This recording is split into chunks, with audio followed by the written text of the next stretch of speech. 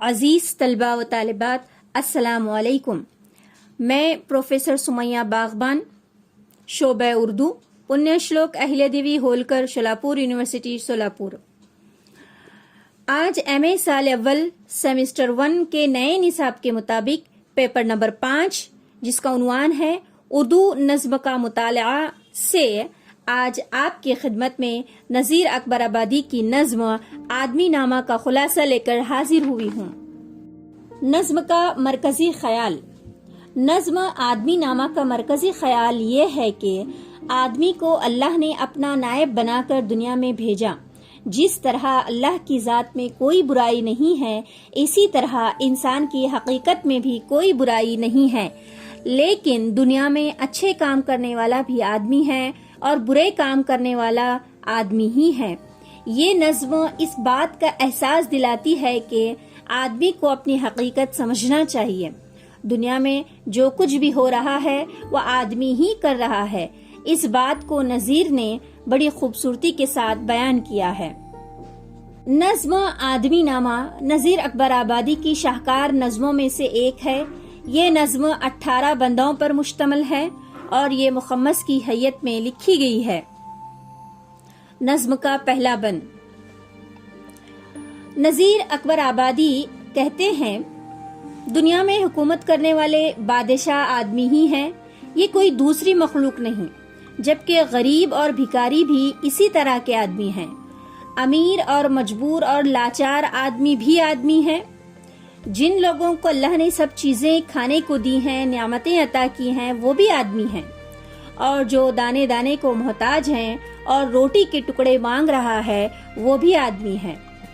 دوسرا بند. دوسرے بند میں نذیر کہتے ہیں ابدال و قطب غوث خدا ترس ولی اور صوفی ہیں اور یہ سب بھی آدمی ہیں اور یہ خدائے بزرگ و برتر کی عبادت میں مشغول رہتے ہیں. خدا نے ان بزرگان دین کو روحانی علم و صلاحیت سے نوازا ہے، کشف و کرامات عطا کیے ہیں. اپنے زہد و ریاضت سے ایسے بزرگان دین کو معرفت خداوندی نصیب ہو جاتی ہے. ان کے برعکس جو منکر ہیں، خدا کا انکار کرنے والے ہیں، جو دین سے دور ہیں، وہ بھی آدمی ہیں. یہاں تک کہ ہر کوئی مخلوق خالق حقیقی سے جا ملا ہے. نظم کا تیسرا بند. نذیر نے اس بند میں ان بادشاہوں کا ذکر کیا ہے جنہوں نے خدائی دعویٰ کیا تھا. فرعون نے خدا ہونے کا دعویٰ کیا تھا، شداد نے زمین پر جنت بنوائی تھی، نمرود نے بھی خدائی دعویٰ کیا تھا. یہ بادشاہ خود کو خدا کہتے تھے اور خدا کے منکر تھے. خدا نے انہیں ان کے انجام بد تک پہنچایا. یہ سب بھی آدمی ہی تھے. چوتھا بند. نذیر اکبر آبادی کہتے ہیں آدمی نار بھی ہے، نور بھی ہے. نور سے مراد فرشتے اور نار سے مراد شیطان، یعنی آدمی میں فرشتوں کی صفات بھی ہوتی ہیں اور شیطانی صفات بھی ہوتے ہیں. اللہ تعالیٰ نے فرشتوں کو نور سے پیدا فرمایا اور شیطان کو آگ سے پیدا فرمایا ہے، تو یہ دونوں صفات انسان میں موجود ہیں. یہاں آدمی ظاہری طور پر ایک دوسرے کے نزدیک تو ہیں، لیکن قریب ہونے کے باوجود ایک دوسرے کے لیے اخلاص اور ہمدردی کا جذبہ نہیں رکھتے. آدمی کی ظاہری خوبیاں کچھ اور ہیں، خامیاں کچھ اور ہیں. شیطان صفت آدمی بھی ہیں جو مکر و فریب کرتے ہیں، اور صحیح راہ دکھانے والے، رہنمائی کرنے والے بھی آدمی ہی ہیں. پانچواں بند. نذیر اکبر آبادی پانچویں بند میں مسجد سے متعلق کہتے ہیں مسجد بھی آدمی ہی نے بنائی ہے. مسجد میں نماز پڑھانے والے، خطبہ دینے والے، نماز پڑھنے والے، قرآن پڑھنے والے سب آدمی ہیں، اور جو آدمی مسجد سے جوتیاں چراتے ہیں وہ بھی آدمی ہی ہے. اس منظر کو خاموشی سے دیکھتے ہیں وہ بھی آدمی ہیں. چھٹا بند. چھٹے بند میں نذیر اکبر آبادی کہتے ہیں وہ بھی آدمی ہی ہیں جو دوسرے آدمی کی جان بچانے کے لیے اپنی جان دیتا ہے، اس پر اپنی زندگی قربان کرتا ہے. اور وہ بھی آدمی ہی ہے جو تلوار سے دوسرے آدمی کی جان لیتا ہے، جو دوسرے آدمی کی پگڑی اتارتا ہے یعنی اس کی بے عزتی کرتا ہے، وہ بھی آدمی ہی ہے. اپنی مدد کے لیے دوسروں کو جو پکارتا ہے وہ بھی آدمی ہی ہے.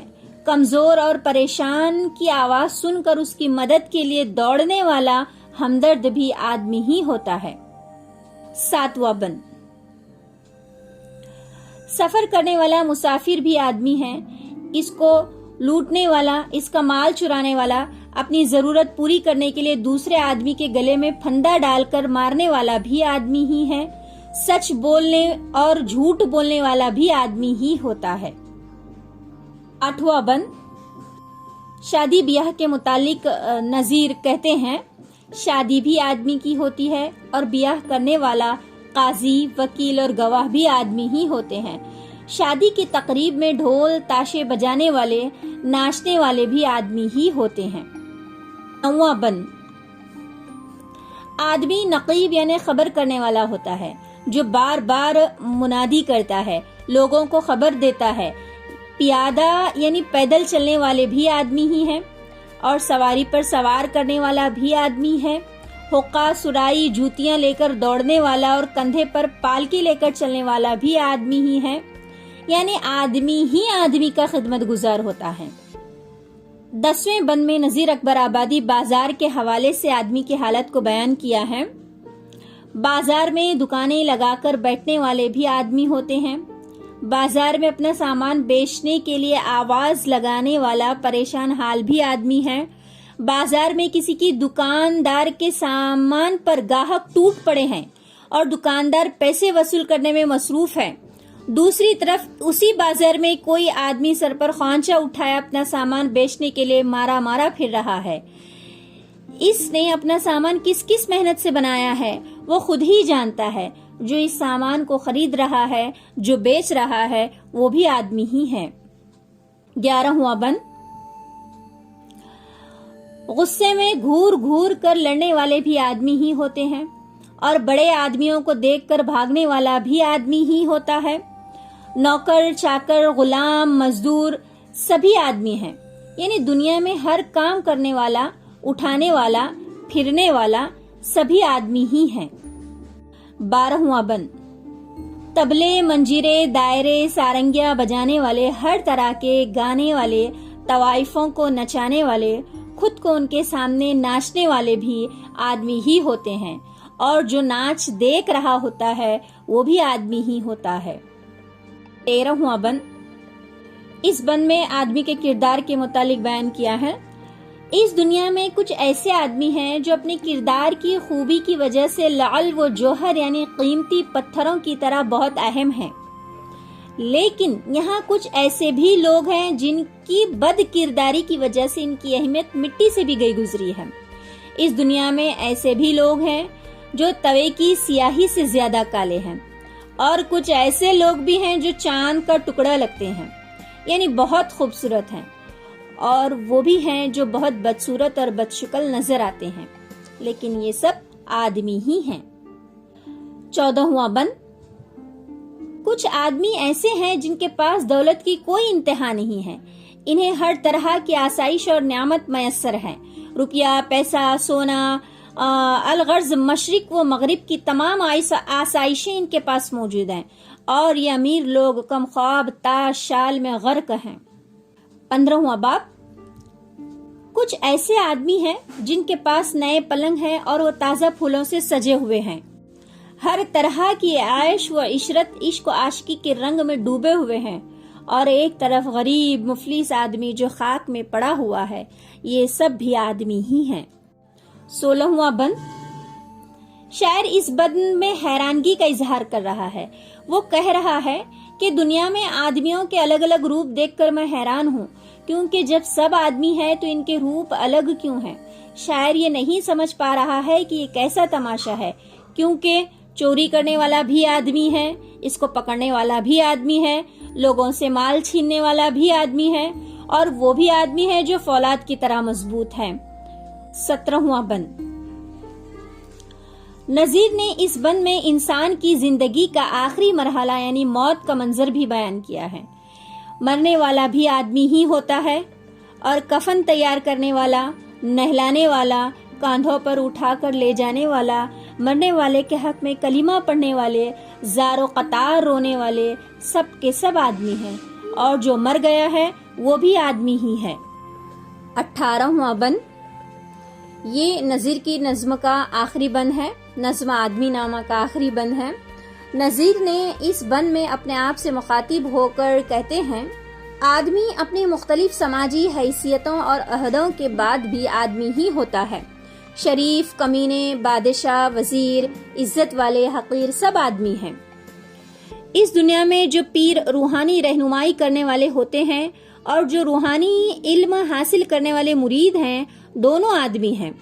نظیر اپنے آپ سے کہتے ہیں کہ ہم جن لوگوں کی بہت عزت کرتے ہیں اور انہیں بہت اچھا کہتے ہیں، وہ بھی آدمی ہیں، اور جن کو ہم برا جانتے ہیں، بہت برا سمجھتے ہیں، وہ بھی آدمی ہی ہیں۔